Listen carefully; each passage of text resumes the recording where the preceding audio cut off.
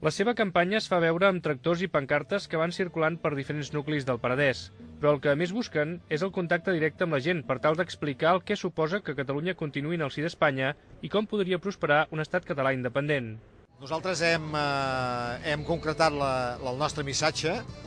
per demostrar que només demanem allò que és nostre en dues qüestions. La primera, explicar de forma clara què significa continuar sent espanyols, cap possibilitat de decidir les grans qüestions que venen de cara al futur i els avantatges de ser Catalunya